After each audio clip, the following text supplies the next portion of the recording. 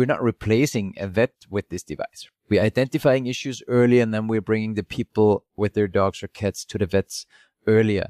Michael, we appreciate you coming on the podcast today. It's great for you to join us. Thank you. Thanks very much. Thanks so much for having me. Well, before we kind of get into, maybe you give a little bit of an intro, but, you know, I was, as I do in the morning, I go on LinkedIn and you pop up. So you guys sold your, well, I didn't even know you had an insurance arm, but I guess you guys sold the insurance business that you guys have, right? That's right. That's right. We announced this Congrats. today. So we thank you very much. We actually happen to have an insurance business we started about 2.5 years ago in the UK. But learned after running it, after doing a lot of the regulatory work to get FCA approved, and then running it for about a year, we actually learned that this is something that would just defocus us way too much from our core business, and that there's better people to actually run insurance or pet insurance than us. But we've learned a lot on how to partner, what we can do, and that was the main intention in the first place. So we've sold that entity, and we're now looking to partner with different pet insurance businesses. Can you share what you sold it for? No, we're not talking about the purchase price, but I think it was a great transaction for both the new owners, yes, insurance, as well as us. And we're going to continue to work very closely together with the buying party to also do some integrations in the future.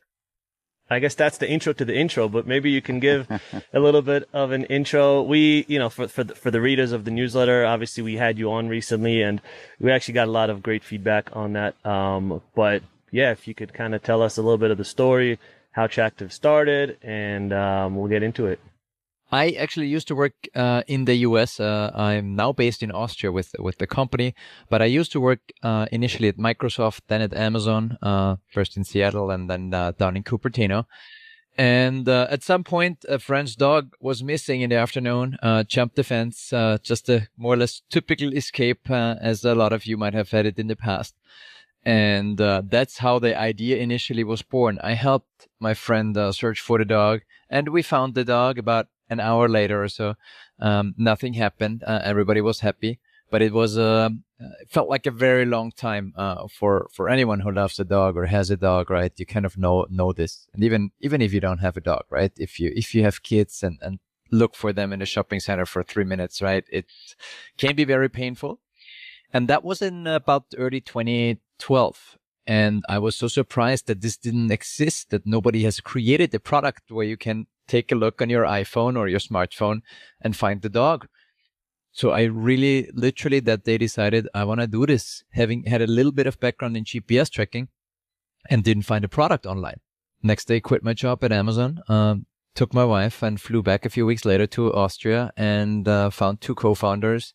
And very naively thought we could just build a business and create this product from scratch. And we tried, we did, and luckily it worked out too. I guess there's a few things there. One, were you, I guess, scared to leave your job next day, Amazon, it's a big job, and just go all in? And then two, is the naivete part.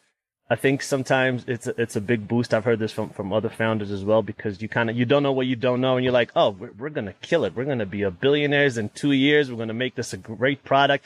You don't know all the barriers to entry yet. You don't know all the problems. Is that a big boon kind of starting out as well? The way it was for me, I was I happened to be in a good position at Amazon in the US, and I was young and knew that if this doesn't work out, I could come back, right? So that gave me the safety, knowing that even if this doesn't work out, I don't lose much, right? I lose salary for a few months and at least I could try. So that was one reason why I could dare to do it. I didn't have kids. Like the risk was not necessarily very large for me at that point. And I was not necessarily driven by the billions, right? Coming from Austria and even having worked for those large corporates, I didn't even know what venture capital meant or what a VC was, right? I lived in Silicon Valley, but all I knew was Google and Facebook and Amazon and the big players, and never really took note of the startup scene there. Yeah. And I guess that's also one of the reasons why I started it out of Austria. We bootstrapped it like you build a business here, right? It's very uncommon to raise funds. And as it later turns out, that was actually not too bad for us, right? Being forced from day one to bootstrap, to look at the unit economics, make sure you actually make money with the product and actually create a product people want. And I would have hoped that this would be successful. And I think being naive was a big advantage at that point, right? Because otherwise, if you know what you get yourself into, I mean, I probably don't know if I would do it again. I certainly thinking about doing hardware and software, and it was certainly interesting. But I've never regretted it, and I'm super glad today, and also humble that this actually worked out, and company is thriving and doing well. It's always great to know that you can just like, okay, I'm going to pause, try this. Like you have almost an ideal like situation for just going into entrepreneurship, which a lot of people don't have that. And I think Roy and I've heard that from everybody when they're like, would I do it again knowing what I know now? Like, so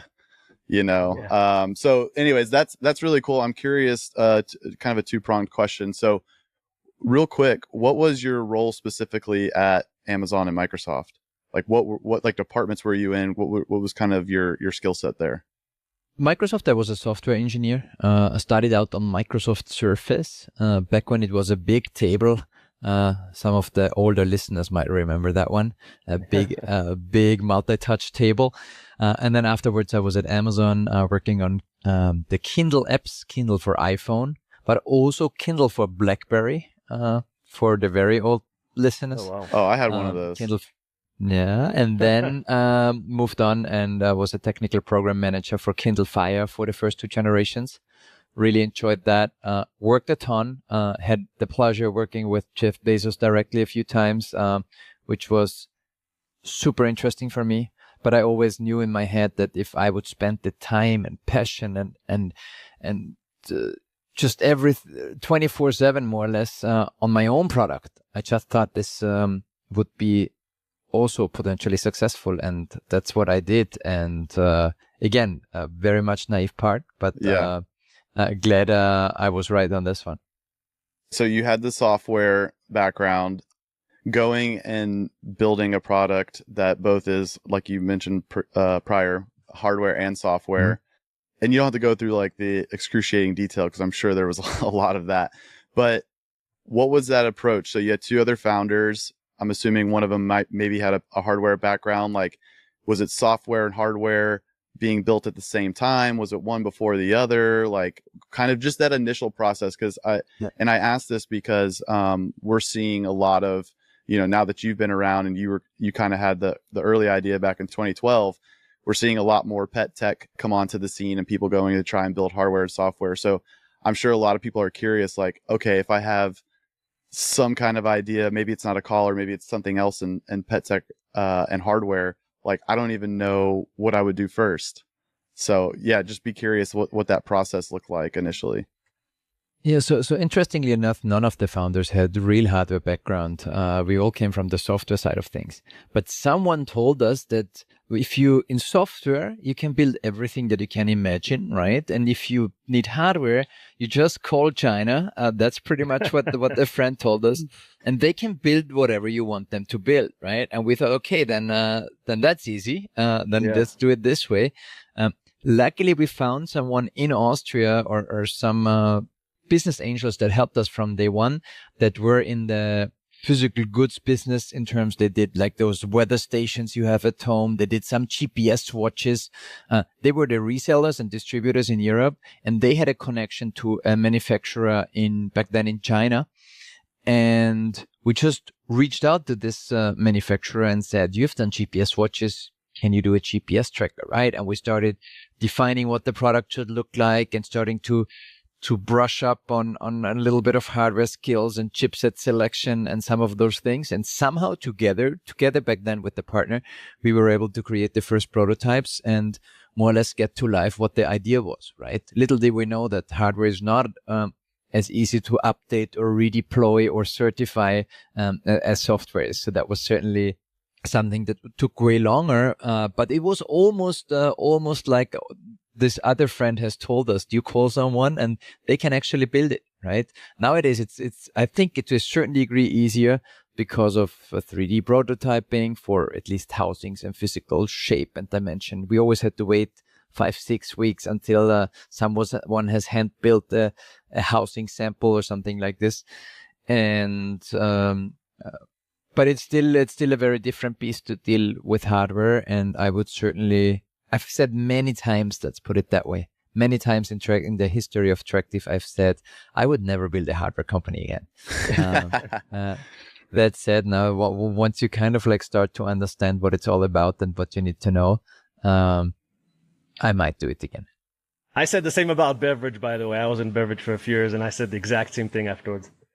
What was like the rough timeline? So you all get together. We're going to do this 2012. A bunch of software guys come together. You start building out the software. So from both doing your first iteration of your software build out, and then also that initial prototype where you're happy, like this is great. Like what was that time span? Yeah, so we decided to do it in May 2012. By June, the two co-founders confirmed that they will do it, and they immediately started because they both dropped their PhD for this to start it. Wow! So they looked more into their hardware pieces. I then joined them. I moved back to Austria then in late August, I believe. And I told them we would do it, and we would do it together as three co-founders, but only if we personally take the cash to actually pay already for a booth at CES in following January to announce the product, because I wanted everyone to be mentally and financially invested in this project, to not just say we build something and do a little bit of startup life, but actually have something. So we did. We booked a way overpriced booth at CES. Yeah. And at that point we knew, and I told them too, we're not going to CES and talk about something. We need to have a prototype, a working prototype. And so we worked with the partner, the Chinese manufacturer, and we basically worked 24/7.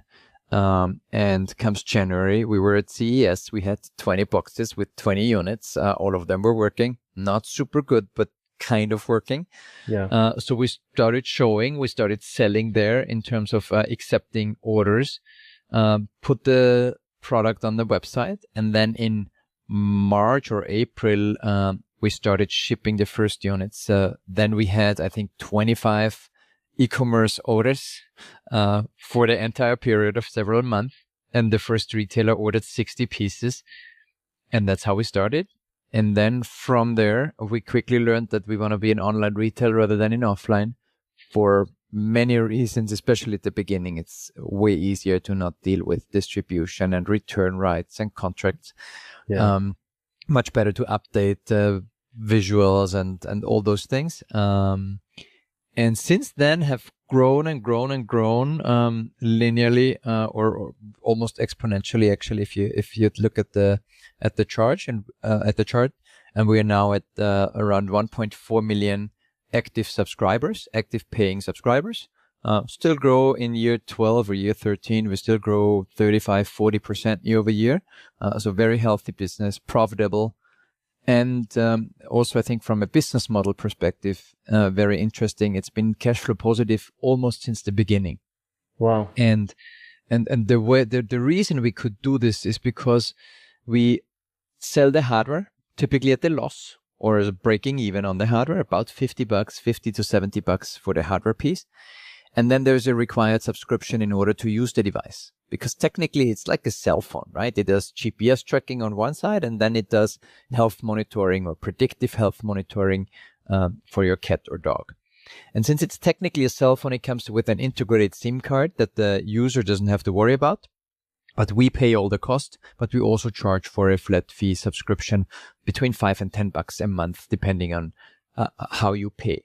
And since most customers pay 1 year or longer ahead of time for a discounted subscription, we always have this cash advantage, and we were always able to use this positive cash flow to finance our own growth, which is why we almost never needed any external funding in the business. So from a startup and business model perspective, we never regretted that choice.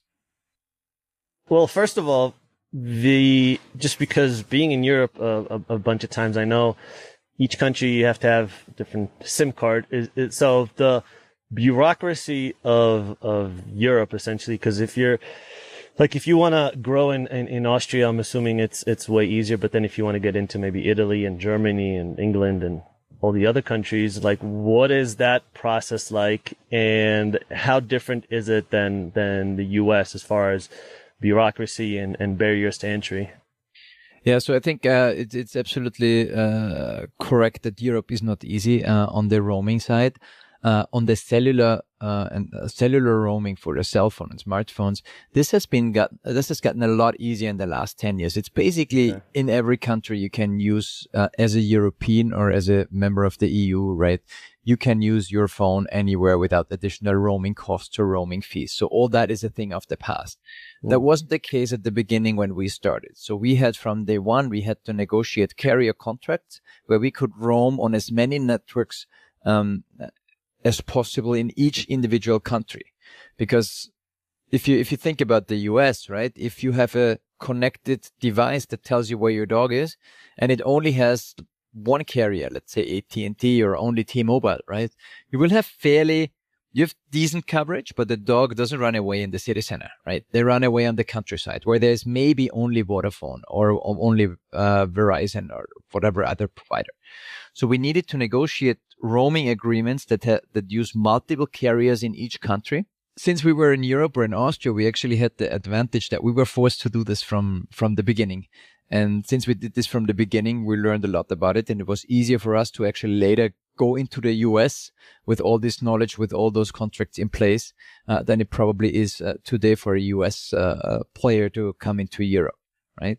And being from Europe, we had to think about multi-language from day one. We had to think about multi-currency support, customer support in various languages. And so I guess to a certain degree, we had to worry about a lot of these pain points early on. And so for 8 years, we only focused on Europe. And then we more or less made the switch and said, now we are also going to do North America or US and Canada. And that's been our approach. Forget on the second on the whole bureaucracy side and the business aspect, the consumer side. How different is it between Europe and the US? Is the US more accepting, less accepting? Because I mean, at the time when you guys got into the market, so you're saying 8 years, so around 2020, around COVID time, right? Is when you got into the US. Yep. Like, what was the acceptance like? Because I'm assuming at that point, the U.S. people here were already there's got to be some companies that were doing either that or something similar. Was it more accepting, less accepting? And then what have you noticed? Maybe some of the differences between the again European consumer. It's a lot of different countries, so it's not exactly like monolithic. But what are some of the differences you've noticed?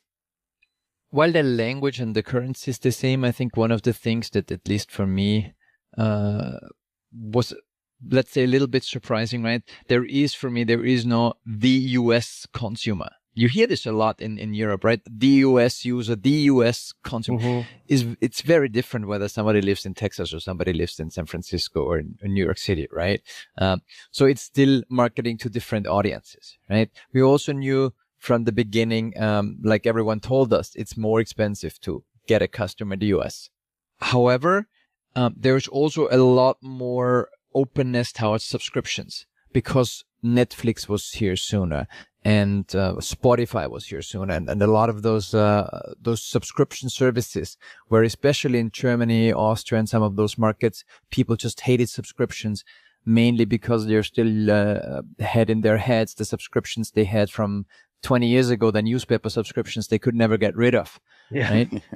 So even the term subscriptions was extremely negative in Europe compared to the US. And also there have been some players in the US already started to establish the market a little bit, albeit super small. Even today, we're by far the biggest player globally. We're super tiny compared to what's possible in this market, right? So it's extremely early. I think, what is different in the US? If you start to unlock certain users or certain user categories, it obviously can go much, much faster, right? US is already our biggest individual country in terms of user base. It's the fastest growing country and market. And if you find some marketing channels or campaigns that work, it's just way easier to turn them up as it is in Europe. Because in Europe, you might turn up a campaign and then you run out of Bulgarian customers, right? And it doesn't work like this in Czech Republic or whatever else. So the sheer size of the US market obviously is incredibly interesting, but it's still not something you unlock in just more or less within one day. Going back to, you have 1.4 million active subscribers. And now we've talked about the difference between the European consumer and the US consumer. All that being said, what's been your main acquisition source for acquiring those 1.4 million users? Yeah, in general, we focus selling online. Online being direct to consumer, Amazon, a little bit of Chewy and Walmart.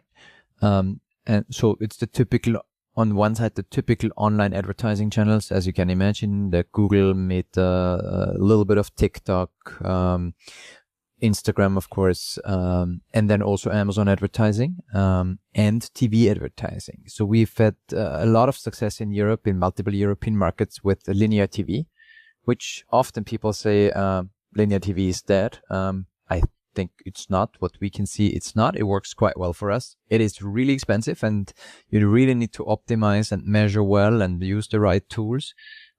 For us, it has worked quite well. I think because either you have a pet or your neighbor does, right? Every other household almost has a pet. So it's kind of like it's a very broad audience that we have. Our user base is almost flat between 18 and 60 years old, about 50-50 male female. So we are very much a cut of society to a certain degree. And maybe that's why TV works, right? We still try to optimize on which channel and which times and which slots we take. But TV has worked for us well to generate the kind of like to put in people's heads that this product category even exists, right? Most people now, or not most, but still a lot of dog owners now know there are GPS trackers for cats and dogs. But the things that we have done over the last 2-3 years, and in particular the last year, around the health monitoring, this early detection of health conditions, people don't know that this exists, right? And I think if you have a cat or a dog, I think it's a no-brainer to say, I pay $5 or $10 a month to know 1, 2, or 3 days early if my dog is getting sick, right? Before you would notice the signs, right? And so I think that's the message we need to still transport out. And that's not just us. That's all the competitive players in the field, which we are actually quite friendly with because the market is so big and then we are as a category so early. So it's all about creating that category awareness and making sure people understand this. Yeah, it's to that point, you could tell I've seen over the last year, just in like search trends and different search volumes, the amount of people looking for air tags or like questions. If you go through Reddit, like people try, because to your point, the education is mostly around where's my dog or where's my cat. So it's about the whereabouts. So there's like a lot of people who are just like, oh, maybe I can make the shortcut to doing air tags. And now there's a bunch of really, really in-depth forums of how that's not sufficient and all the different problems that come with that. And so to like you said, a big part of that now is like the next unlock, which is, okay, actively monitoring, heart rate, or there's even like emotion, there's pain, there's like, pain scores, all kinds of different stuff. And so I think the ability for people to understand that is now a thing that they can track and it's only going to become more accurate over time, I think is a big piece. And when it comes to the education, because I know you mentioned all the acquisition sources you mentioned are primarily paid ones. How are you going about that? Like, what are you seeing as like the avenue to get that kind of information out in front of the user? Is it still paid acquisition? Is it emails where you're actually nurturing these people and educating them? Like, what does that look like for Tractive? I would say probably all of the above, right? So we still doing this on category awareness. And you mentioned AirTag, and I'm a huge fan of AirTags, and I use them everywhere. They're just not very good for cats and dogs realistically, right? Because a lot of people don't know that in order to track your dog with an AirTag, there needs to be an iPhone within 30 meters or 30 yards of your dog, right? Mm-hmm. So to a certain degree, using the AirTag on a dog is an entrance drug to this category for GPS tracking, because when people need it, it doesn't work for them, right? And then they come to us. However, we still try to work on the communication and to ensure that people actually know that what the AirTag is for and what GPS trackers are for and what the differences are. So yes, overall, we're trying to drive awareness around the health side of things with TV spots, with influencer partnerships, especially on those social platforms like Instagram and TikTok, and getting the word out there. And I think as we start to position the value proposition around health, and as those things get better, right? And as you mentioned, we're now doing heart rate, respiratory rate, sleep interruptions, sleep sessions. It's not so much about the Whoop or Aura style, I want to see every chart, right? You can, but much more about if your dog's resting heart rate is up and the dog turns around a lot more often in their sleep, something's wrong, right? That's a pain indication. And we're not going to tell you this is exactly the illness your dog has, but we tell you it's a good time to keep an eye on your dog or to consult the vet, because those things are out of the ordinary.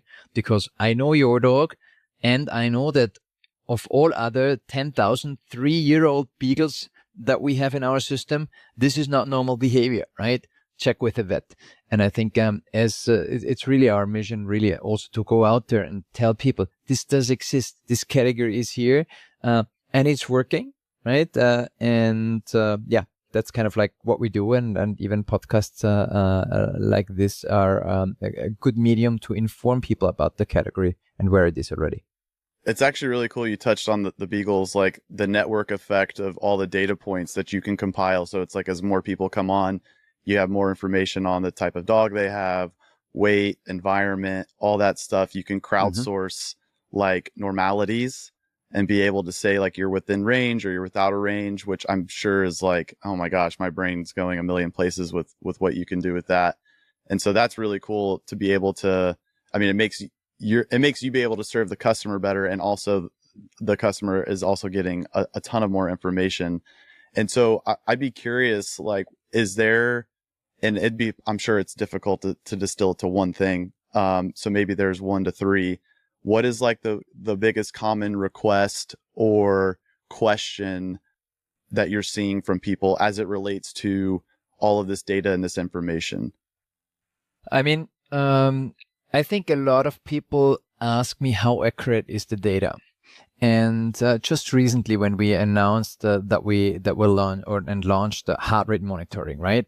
There were vets coming to me and saying, "How accurate is that? Like, what scientific papers did you work with, or that you know what's normal for a 3-year-old beagle?" And I told them, "Well, we know with confidence that we can measure resting heart rate very well, and there is no book or scientific data that has as much knowledge about the 3-year-old male beagle, what the normal heart rate is," right? So in fact, after launching it, after rolling it out to our 1.4 million users, like the day after, we have more data than anyone else in understanding what a normal frame is, right? So I would be very surprised if not in the near future, scientific papers will reference our ranges that we at that point might happily supply to say, this is what we know, this is our understanding based on the user base. And that's also true for a lot of other behavior things that we see. So I guess that's one of the biggest questions for people is it already accurate? In the past, the vets or the veterinaries have really feared our product category, because if someone like a pet parent comes to the vet and says, "My dog only did 78 active minutes yesterday," what does this mean? It doesn't mean to anything for them, right? Because the vet doesn't know what to do.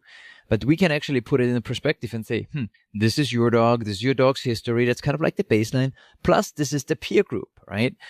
So we start to put this into perspective. And it's also, as much as we need to educate the end consumer about what this is and means, we also need to educate the vets that they don't have to fear the devices. We're not replacing a vet with this device, right? But we're identifying issues early, and then we're bringing the people with their dogs or cats to the vets earlier. And often, of course, you get, since you asked about what people wish for, right? Some people want to see a camera or some other things, right? It's not something on our radar, right? We don't want to be a toy. We want to really be a mass market product, but it's for safety, for understanding how your dog is, and for peace of mind. And that's really our main intention. I think it's the contrary. I think vets should embrace this. It's like it drives more people to the vet more often. Like, it's like, I don't know if my dog has problems, but now, this monitoring system is telling me that all these problems potentially exist. I'm going to start potentially going to the vet more. They should be happy about it. And more they do so, right? More and more vets understand that this is not something they can overlook, because it's going to be here and it's going to be big, and it's either you're on board now or later, but it's not going away, right? Yeah. It's like AI. You either hop on the bandwagon or you get left behind. Exactly. I recently learned this, but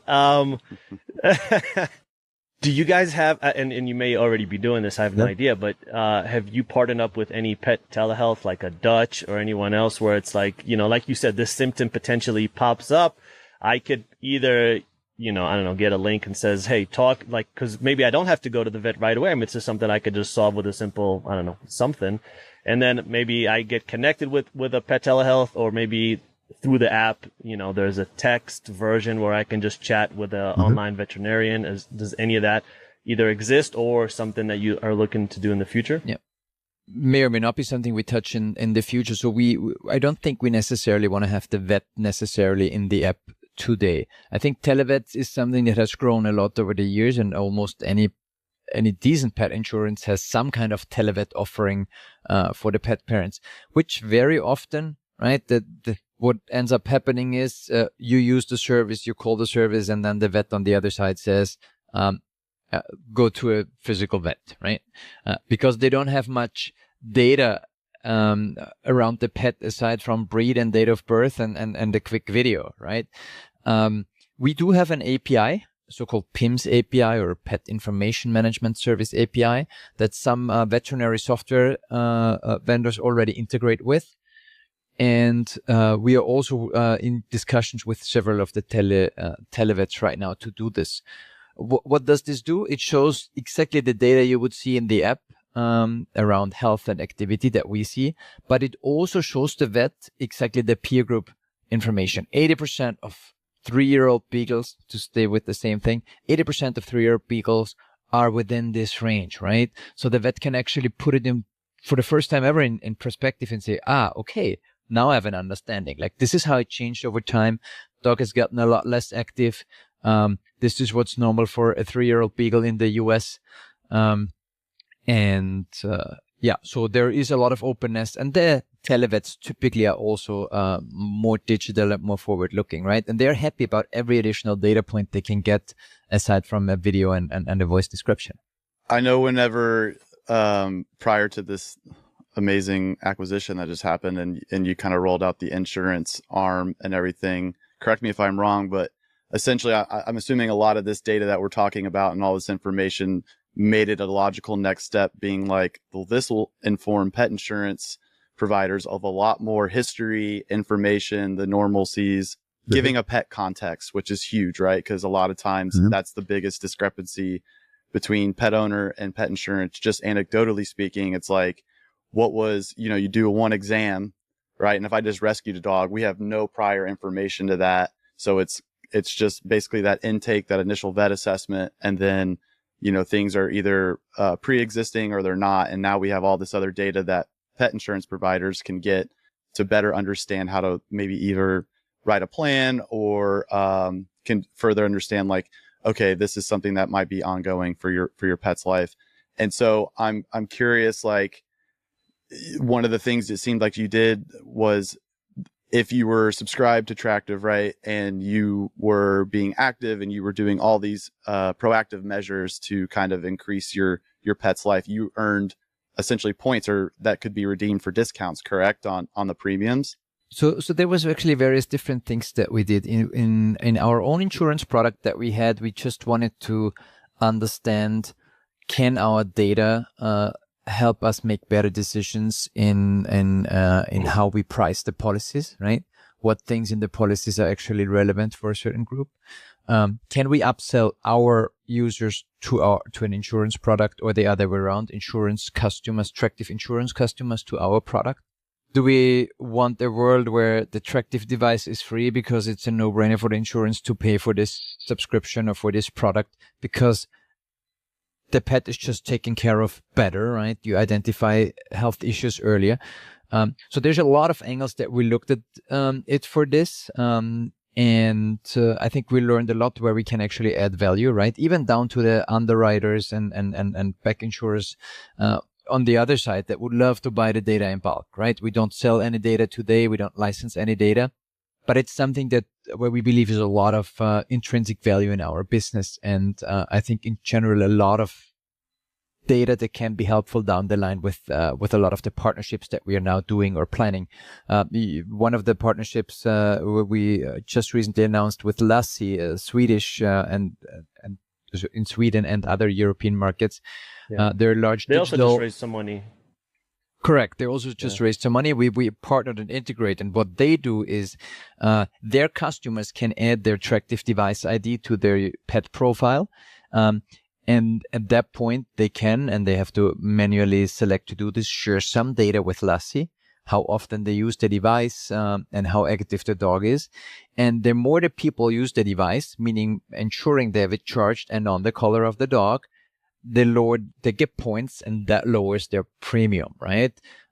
Showing that Lassi knows, also based on data, that the dog is healthier when they wear the device, because you get, the more the dog wears the device, the more accurate your information gets.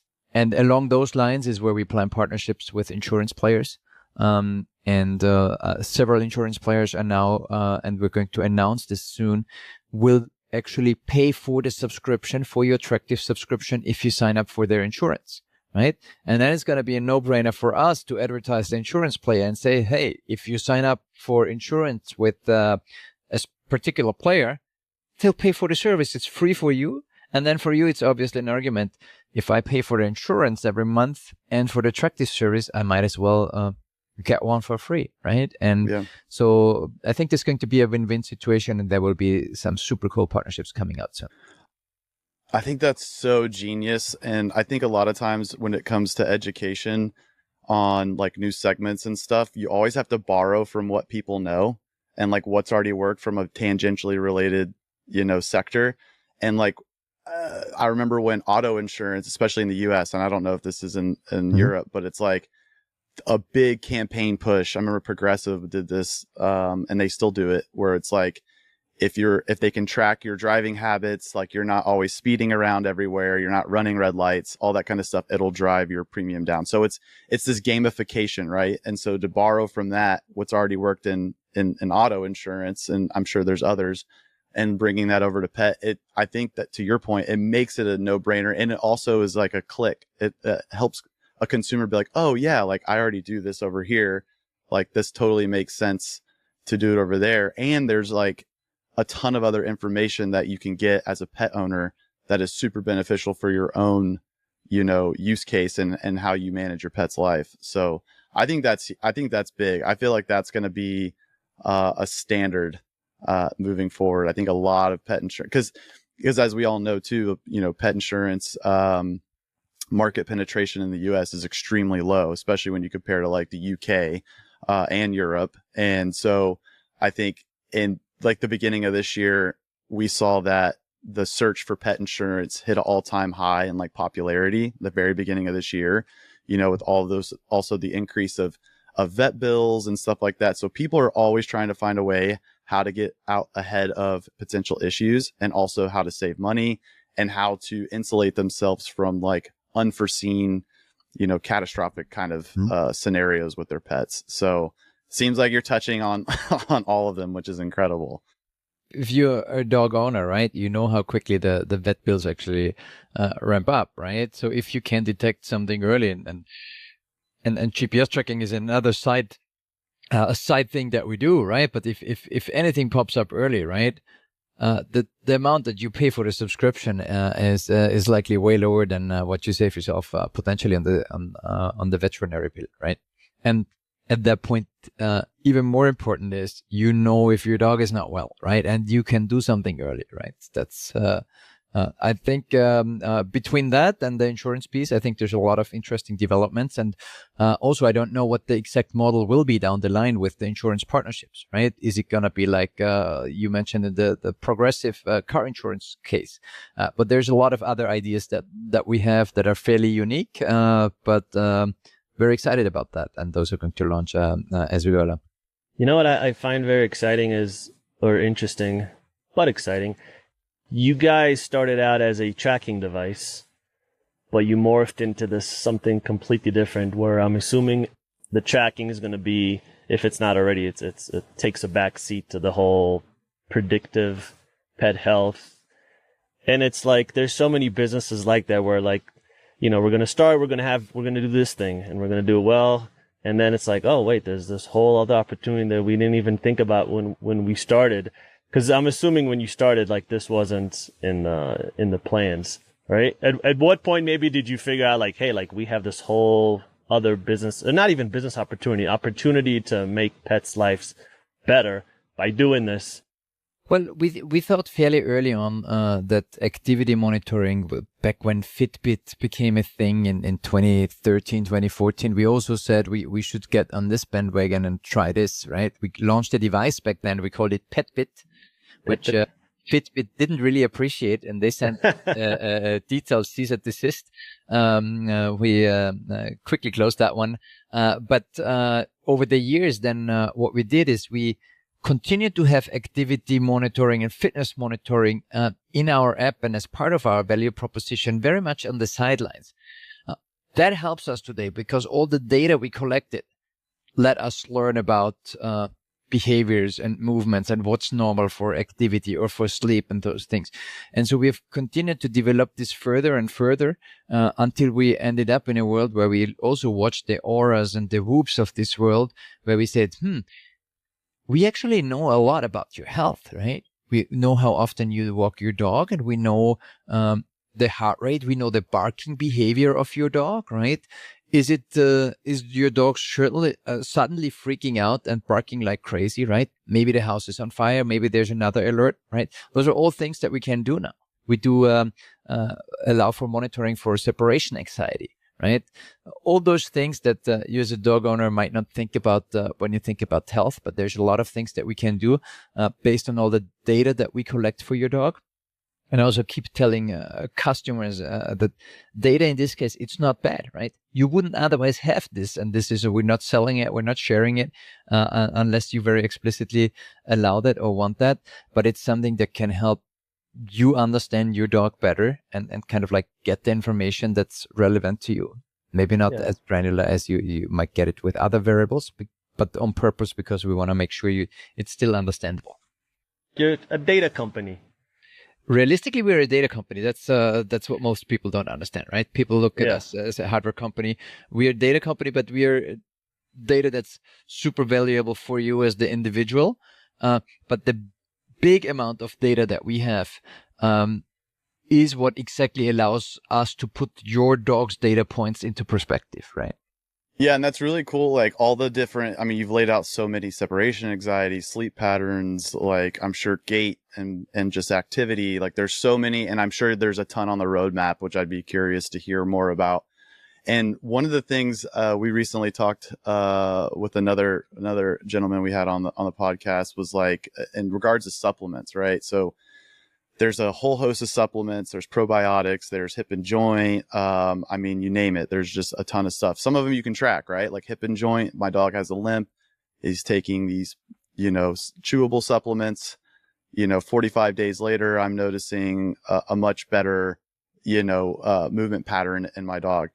It would be really cool. And I think this is where supplements will either excel or potentially, fall, which is like, it would be great if especially a calming one, I think is a great example, right? So my dog's super anxious, all the time, like loud noises, or when I leave, I'm giving them this calming supplement. I want to know if it's just a placebo effect of me feeling better giving this dog something, because of course they can't tell us, versus like, oh wow, his biometrics are significantly better, and so being able to know I started this regimen on this date, his values have started to drop, and so therefore I can deduce relatively, there's of course a million variables or environmental factors that might go into that, but I could deduce that this is showing me some rate of success. And I think that is a massive unlock, not only for people and peace of mind and the dog or cat, but also for these supplement companies to know, like, hey, like this is true. We have some data to back up, some of this effectiveness. Yeah, and there will actually be a press release shortly from Tractive where we'll talk exactly about this, because supplements has always been such a thing where people say, well, it might work, it might not work, it might be a placebo, right? I want to know whether it really works. We are working closely now with the European supplements manufacturer and starting a study where we can actually quantify a lot of those things, right? And since we can measure so many things, we can actually put this in perspective and say, hey, this is actually working. This is what we learned, right? Using this and that supplement makes this and that difference, and that's measurable or that's not measurable. And we're going to talk about this shortly. Oof. Very interesting. Gosh. And the same is true for food, and where we also are starting to do some studies with food manufacturers, because there are some people that actually talk about how barf is the best thing, and others say fresh, and the others say air dried and freeze dried, right? And there's probably some truth to all of them. But what we'll be able to do is actually take a look at it and say, hey, here's what we actually can measure, right? And here's the differences. Do people already provide that information? Like, my dog is, like, even on a category level, kibble, raw, fresh, air dried, do they provide that information already? Not today, but it's actually something that we're in the process of adding, and less so that we know which brand somebody's using, but to get an understanding, and also to kind of like share then in bulk data, kind of like what are the difference that we can actually see. Because in order for that to see a difference, right, you need a ton of data points. Right? Yeah. And I would assume as soon as we allow customers to enter this and kind of like, if you will, as a thank you, give them back, like, this is what we learn, right? I'm sure a ton of people will enter this and will take part in this study, and then we'll obviously be able to share what we see, right? I think there's probably truth to a lot of the different options, right? On what you feed, right? There are certain things that are better with version A than version B, and regardless on who you talk to of the food manufacturers, it's always theirs is the best. And I'm actually an active investor too in the pet space, and invested in various food players, food subscription businesses as well. So I'm also very curious to see what the outcome of that is. Yeah, and a lot of those, it's so different. It's just like humans, right? When someone's like, oh, keto diet, paleo diet, vegan, whatever, it's like we're all very different. We all have, some of us digest and respond well to high fatty foods. Some of us don't. So it's like everyone's kind of, very unique in that situation, and it's no different than with pets. And so I think this really helps with all the other data points you're collecting, can really get a better picture. And it's like, maybe it's rural beagles, people that are out, like, 50 miles outside the city limits do extremely well on XYZ, whereas like urban ones, because they're exposed to different kinds of environmental factors, actually do better on this. And so I think even collecting that, like even being able to pit environment, because that's a huge part of it, right? Urban versus rural. There's many parameters, right? Yeah. And country, and as you said, city, countryside, or age of the dogs might be different, or like, again, a lot of variables. And we're very curious to look into this further, and have about 20 data scientists in the company that do nothing else than crunch this data. And it's extremely interesting what we see sometimes. I think we don't share nearly enough of those stories of what's possible if you look at this data in bulk. Oh my gosh. That'll be some good social content. That's great. I mean, and we should use this more, right? Let me give you one example because I found it particularly interesting. Is we're working with the Max Planck Institute in Germany around animal research, animal behavior research, and what we found out, or what they found out, is that there is a lot of dogs react to earthquakes ahead of time. Right? They can feel that this is happening and they change their behavior, right? And what we now did is we added some algorithms on our device for data collection so that in case there is an earthquake in a certain area, that then in hindsight, we can look at how did the behavior change? Was it suddenly that there is, the dog's 10% more active than usual, right? And we should be able to see this fairly quickly. Right. This is still a little bit early in that research, but it's extremely interesting. And the research institution, they can't do this with 20 prototype sample devices. But if you suddenly have this out there on 1 million devices, we're more or less now waiting for an earthquake somewhere in the area where we have good deployments and can see of how this happens and train the algorithm. Right. I'm not saying this is there next year or in 2 years.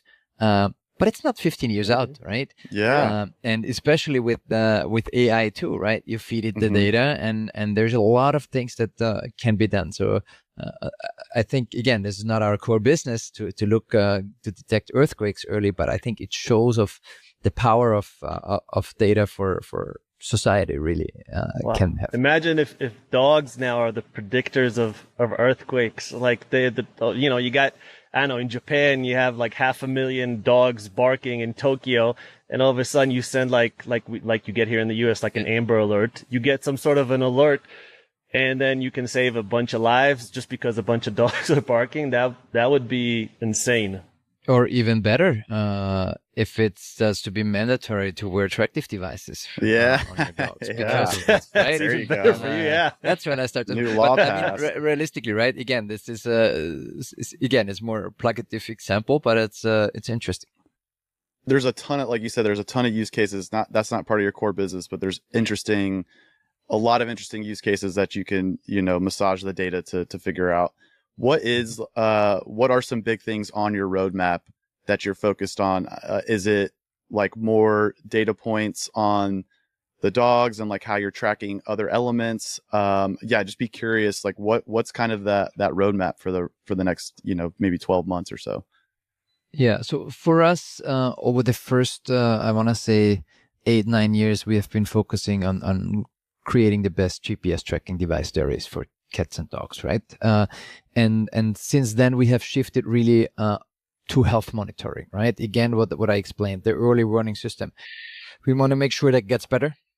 We don't want to get into a situation where we say your dog's left hip, back hip, whatever joint has an issue. That's not what we're looking for. We're looking much more for behavior changes or changes in patterns that we can detect. And I think even within the parameters that we mentioned before, sleep, activity, movement, jumping, barking, eating, drinking, scratching, a lot of those things, and we don't have all of them yet. But we only want to launch them when we can actually reliably detect them and not just put a random yes or no out there. But this is what we are going to continue to focus on, really understanding how your dog is doing today. And that's going to be our focus. So there isn't this one special feature that I'm going to be able to more or less disclose here, but it's getting better at what we do and sending you information and alerts so we can help you become a better pet parent, right? Another thing that we do that falls in that category that's less of the health side of things, but still the safety aspect, is we have a lot of community members, right? With over 1 million active users, right?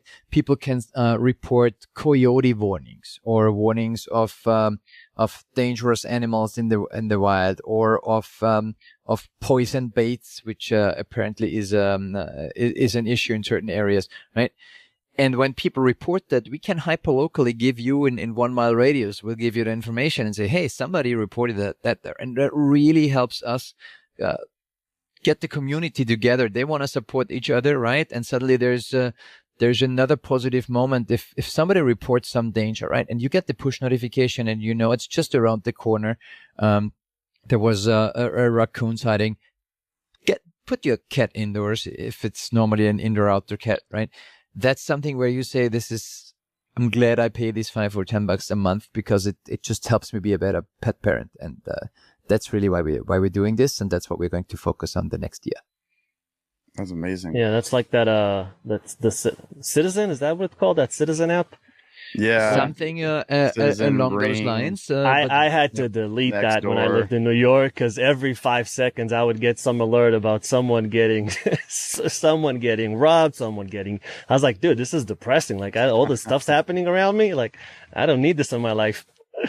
Well, I don't think it's that depressing and on the pet side. Yeah, for sure. And it's not that aggressive, but still, I mean, if there is something that you should know, then I think it's better to know it than not to know it. Absolutely. Yeah. Not operating in the dark. Just not in New York. Yeah. My last question would be: sounds like a lot is going well and right, and you kind of have a clear direction and path and many angles. What is something that is currently, or what is your biggest pain point or thing that you're trying to solve for now as a company, whether it's operations or in costs or distribution? Just curious, what is that big pain point?